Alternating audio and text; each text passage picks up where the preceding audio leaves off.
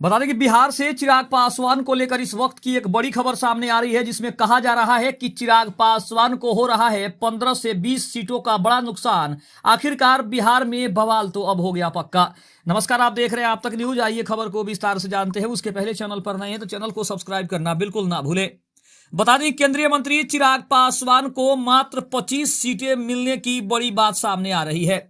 अब बिहार में बवाल होना पक्का है, क्योंकि चिराग पासवान ने पहले ही इशारा किया था कि वो 40 से 50 सीटों से कम पर चुनाव लड़ना बिल्कुल नहीं चाहते हैं। और अब जिस तरह से बड़ी खबर आ रही है कि चिराग पासवान को मात्र 25 सीटें या फिर इससे भी कम हो सकती है, इससे ज्यादा सीटें मिलने की कोई संभावना नजर नहीं आ रही है।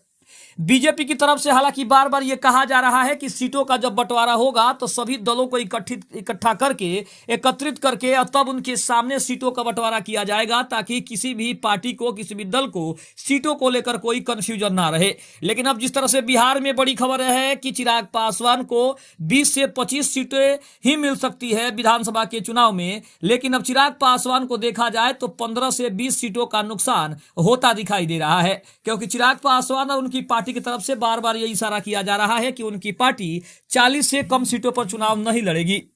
लेकिन अब जिस तरह से खबर आ रही है कि आखिर चिराग पासवान की सीटों की संख्या को कम करके आखिर कौन से दल का सीट बढ़ाया जा सकता है, इसके ऊपर भी चर्चा है। बता दें कि चिराग पासवान के अलावा बिहार के सीएम नीतीश कुमार की पार्टी जदयू को भी कहा जा रहा है कि 100 से 110 सीटों पर चुनाव लड़ने के बारे में जदयू भी सोच रही है। इसके अलावा अगर बात करें तो बिहार में और भी इनके सहयोगी हैं, जिनको अगर देखा जाए तो जीतन राम मांझी ने पहले ही कह दिया है कि वो 20 से 25 सीटों पर चुनाव लड़ना चाहते हैं। इसके अलावा उपेंद्र कुशवाहा ने हालांकि अभी तक सीटों की मांग तो नहीं की है, लेकिन यह स्पष्ट है कि उपेंद्र कुशवाहा भी 4 से 5 सीटों से कम पर चुनाव लड़ना बिल्कुल नहीं चाहेंगे।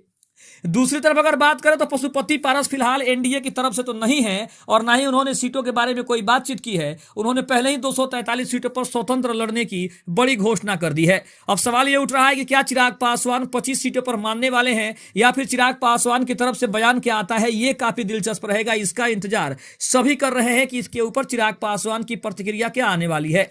हालांकि चिराग पासवान से जब यह पूछा जा रहा है तो उन्होंने साफ तौर पर कहा है कि यह पार्टी तय करेगी कि कौन से दल को कितनी सीटें देनी चाहिए और कितनी सीटों पर चुनाव लड़ना उनके लिए सुरक्षित रहेगा। लेकिन अब सवाल उठ रहा है कि अगर चिराग पासवान ये बात कहते हैं तो फिर वो ये बात क्यों कहते हैं कि उनकी पार्टी 40 से 50 सीटों पर चुनाव लड़ना चाहती है। मामला काफी गंभीर है। बिहार में एक बार फिर से सियासी भूचाल उठ सकता है, ऐसी भी संभावना जताई जा रही है। खबर कैसी लगी कमेंट में जरूर बताइएगा। तब तक के लिए धन्यवाद। जय हिंद, जय भारत।